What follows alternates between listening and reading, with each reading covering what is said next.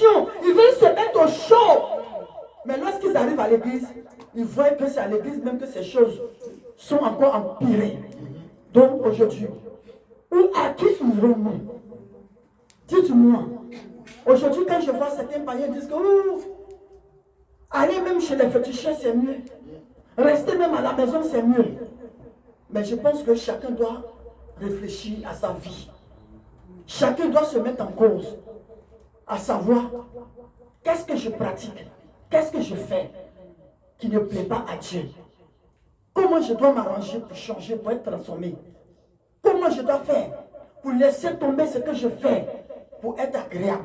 Parce qu'aujourd'hui, nous sommes en train de fouler au pied le sacrifice de Christ qui est de se donner pour sauver le monde. Mais aujourd'hui, l'Église est en train d'amener le monde dans le monde. Les gens, nuit de jour, les gens continuent à être égarés à cause de l'injustice. L'Église qui est un soutien, l'Église qui est le pavé, qui est la parole de Dieu, où il y a la vérité, où nous sommes censés dire à quelqu'un, non, frère, tu es dans l'erreur, sœur, tu es dans l'erreur. Mais c'est l'Église où on se met ensemble pour verser le sang. Oui? Leurs mains sont habiles à faire le mal. Les mains sont habiles à faire le mal. À faire le mal. Aujourd'hui, les gens ont la facilité de faire le mal. Le mal est facile. Vous savez, tu peux mettre des années pour construire ton image. Tu peux mettre des années. Parce que être converti, passer aux eaux naturelles du baptême, surtout pour nous qui sommes sortis d'une autre religion, c'est-à-dire de passer d'une religion à une autre religion. Tu passes d'abord de l'état de païen à une religion et de l'état d'une religion à une autre religion. Ce sont des efforts.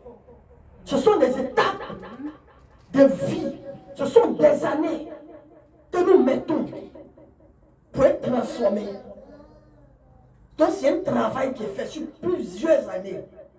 Mais est-ce que vous savez que en une seconde, en moins d'une minute, en moins d'une année, tout le sacrifice, les efforts que tu as fait dans la maison de Dieu depuis ta conversion, les sacrifices que tu as fait pour abandonner beaucoup de choses, pour quitter le monde, une seule personne, un seul être humain, en une journée, peut prendre ce que tu as mis le temps, des années pour construire, pour te reconstruire, pour être fabriqué dans les jeûnes et les prières.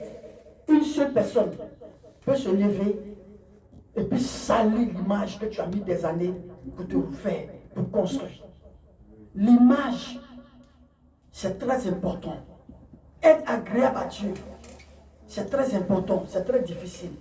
Mais aujourd'hui, comme le livre de Michel le dit, les gens, c'est facile pour eux de détruire ce que tu as mis des années pour construire. C'est le sang. Quelqu'un qui peut te salir, c'est ta mort. C'est de tuer la personne. C'est de faire saigner la personne. Parce qu'il y a des choses, quand tu apprends, quand tu attends, ton cœur saigne. Le cœur qui saigne est plus grave qu'une blessure physique qu'on prend un couteau pour te couper, le sang sort. C'est comme si tu as fait un AVC, parce que le sang verse dedans. Ce qui verse dedans, c'est plus dangereux que ce qui sort. Oui? Le prince a des exigences. Oui. Le juge réclame un salaire. Le grand manifeste son avidité. Oui. Et ils font ainsi cause commune. Oui. Le meilleur d'entre eux est comme une ronce. Le meilleur, celui qu'on va dire que non, lui, il est bien. Il est comme une ronce. Et c'est ce que nous sommes en train de vivre aujourd'hui. Oui. Le plus droit, pire qu'un buisson d'épines.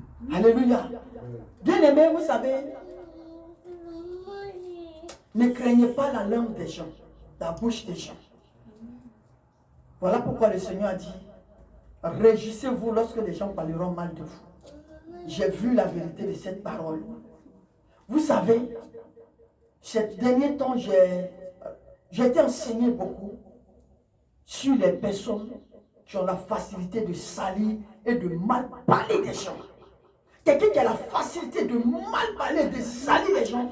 Frère, je suis venu te dire que c'est une personne qui a une sale image. Parce qu'un homme ne peut donner que ce qu'il a.